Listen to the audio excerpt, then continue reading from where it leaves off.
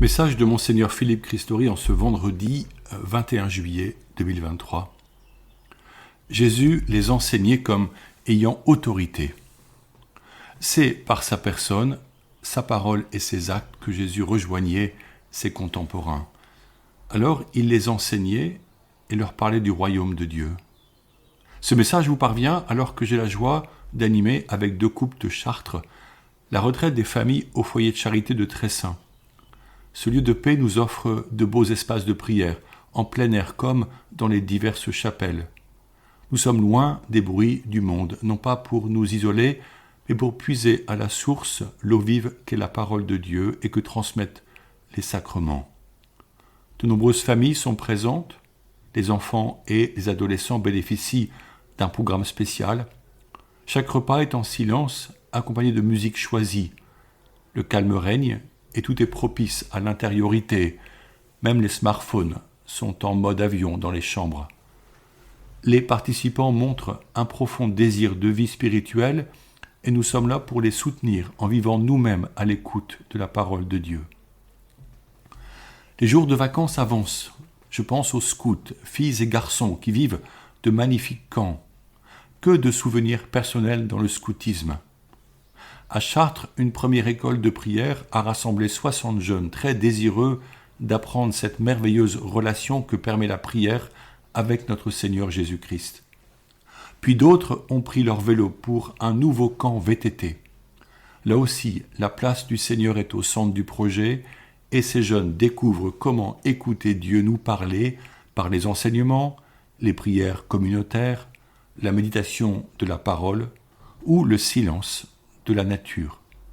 Ces lieux sont des écoles de vie, des tiers-lieux, dit-on aussi, pour que ces jeunes grandissent en autonomie, en responsabilité, en talent personnel, en sens du service, et qu'ils expérimentent que la joie est partagée quand le choix de la vie ensemble est posé. Bravo à tous les animateurs et organisateurs de ces merveilleux projets. Pour que notre Église continue à former des jeunes, nous avons besoin de formateurs et de bénévoles compétents.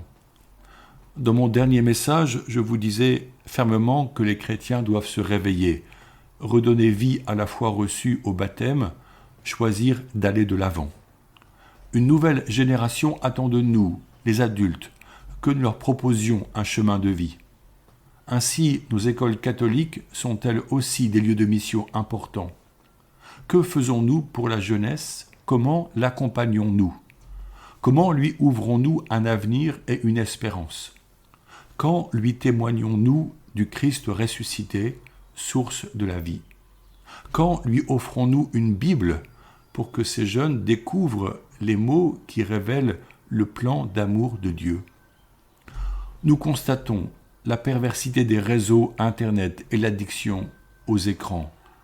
Nous voyons ces parents qui donnent à un enfant de 2 ou 3 ans leur smartphone pour avoir la paix et qui préparent ainsi la guerre qui viendra bientôt. Folie et inconscience.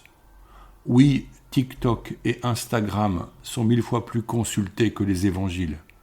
Ce sont les nouveaux dieux, impurs, violents et séducteurs, abrutissant ces jeunes, l'écran à portée de la main et qui ne dorment plus la nuit. Heureusement, sur ces mêmes réseaux, des jeunes témoignent de leur rencontre avec Jésus-Christ et encouragent à lire la Bible. Dans nos écoles catholiques en Eure-et-Loire, je ne veux pas prendre position pour les autres diocèses de France, nous réfléchissons à nos engagements pour donner toute leur chance à ces enfants. Les parents nous font confiance et savent que leurs enfants seront bien suivis. Mais annonçons-nous Jésus-Christ à tous, chrétiens ou non. Si une école est catholique, elle est là pour être le lieu du témoignage que Jésus est le chemin, la vérité et la vie. Tous les acteurs de nos écoles doivent en être conscients et le choisir résolument. Ceux qui ne le souhaitent pas peuvent s'engager dans l'école publique qui n'offre pas de chemin spirituel. Nous devons faire un choix, pas seulement en faveur des valeurs, mais en faveur du Dieu de Jésus-Christ qui nous ouvre à l'espérance. Nous pouvons offrir à ces enfants et ces jeunes un sentiment de fierté et un chemin de réussite, en accueillant tout enfant et en supprimant les barrières sociales, notamment par le choix d'une tenue commune pour tous. La tenue vestimentaire est la première chose que l'on voit de l'autre et devient régulièrement cause de jugement sur autrui et de possibles harcèlements ou encore de frustration chez le jeune qui n'a pas les moyens de s'offrir les vêtements de marque si dispendieux. Une tenue commune coûte moins cher et supprime la peur du regard d'autrui qui juge. Personnellement, je suis favorable à la tenue commune, appelée aussi parfois uniforme. Dans les écoles catholiques américaines et anglaises, asiatiques ou encore africaines, les écoliers sont fiers de la porter et d'être considérés comme membres d'une entité qui les accueille et leur transmet un art de vivre selon une foi qu'ils ne renient pas. Dans les écoles du réseau Espérance Banlieue, comme l'école La Cordée à Roubaix, l'enfant reçoit publiquement sa tenue après un mois d'observation et devient alors pleinement membre de son école, responsable de son attitude devant les autres. Soyons audacieux pour notre jeunesse, pour notre pays, pour notre monde, car cette jeunesse ne peut jamais être réduite à ces bandes de casseurs, quelques milliers, quand des millions recherchent un avenir et travaillent au mieux dans le respect des autres, qu'ils soient blancs, noirs et toutes les teintes entre les deux. Au nom du Christ, nous devons espérer en tous ces enfants et adolescents que le Saint-Esprit nous confie, avec amour et exigence, justice et vérité, avec le regard de Jésus. Il faut du courage et ensemble nous l'aurons. Ce matin, je voyais comment les charpentiers qui préparent les fermes en chêne pour la toiture de la cathédrale de Notre-Dame de Paris travaillent à la hache pour ébarber et tailler les poutres immenses. D'un geste rythmé et majestueux, très habilement pour ne pas couper de travers, mais au contraire pour suivre le fil du bois et ses veines, ils progressent. Sur le moment, nous pourrions penser que des machines seraient plus rapides, mais reprendre les gestes traditionnels procède d'une noblesse remarquable. Alors j'ai imaginé la Sainte Famille de Nazareth, Saint Joseph, la Vierge Marie et leur enfant Jésus, dans le secret de leur foyer, près du feu le soir ou à l'atelier en journée. Combien cette vie faite de silence et d'échange, de psaumes chantés en araméen, de bienveillance et de service rendu, de rires aussi, devait satisfaire l'attente profonde de leur cœur en quête de sainteté et d'union à Dieu. La Sainte Famille demeure un modèle vers lequel tendre si nous savons la contempler dans sa dignité et sa foi. Comment nous laisser inspirer par elle en ces semaines estivables? Comment vivre les uns avec les autres chaque journée pour qu'elle soit l'espace d'un bien-être tout rempli de joie spirituelle et humaine? Essayons peut-être de ne pas vivre les vacances au rythme fou des jours de travail. Je me rends bien compte que cela vaut aussi pour moi. Je tente de me corriger.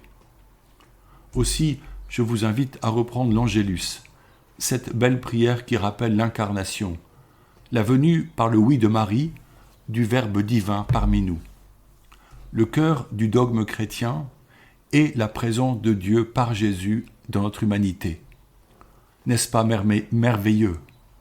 Sainte Thérèse de Lisieux écrivait juste avant sa mort « Je ne peux craindre un Dieu qui s'est fait si petit. Lui, l'infiniment grand et puissant, s'est fait proche pour nous sauver du péché et nous promettre l'éternité. » Prions donc ensemble en méditant ce grand mystère. L'ange du Seigneur apporte l'annonce à Marie, et elle conçut du Saint-Esprit. Je vous salue Marie, pleine de grâce, le Seigneur est avec vous, vous êtes bénie entre toutes les femmes, et Jésus, le fruit de vos entrailles, est béni. Sainte Marie, Mère de Dieu, priez pour nous, pauvres pécheurs, maintenant et à l'heure de notre mort. Amen. Voici la servante du Seigneur, qu'il me soit fait selon votre parole. Je vous salue Marie, pleine de grâce, le Seigneur est avec vous, vous êtes bénie entre toutes les femmes, et Jésus, le fruit de vos entrailles, est béni. Sainte Marie, Mère de Dieu, priez pour nous pauvres pécheurs, maintenant et à l'heure de notre mort. Amen. Et le Verbe s'est fait chair, et il a habité parmi nous. Je vous salue Marie, pleine de grâce, le Seigneur est avec vous, Vous êtes bénie entre toutes les femmes, et Jésus, le fruit de vos entrailles, est béni. Sainte Marie, Mère de Dieu, priez pour nous pauvres pécheurs, maintenant et à l'heure de notre mort. Amen. Priez pour nous, Sainte Mère de Dieu, afin que nous soyons rendus dignes des promesses du Christ. Prions. Que ta grâce, Seigneur, se répande en nos cœurs. Par le message de l'ange, tu nous as fait connaître l'incarnation de ton Fils bien-aimé. Conduis-nous par sa passion et par sa croix, jusqu'à la gloire de la résurrection. Par le Christ notre Seigneur. Amen. Bonne journée à tous.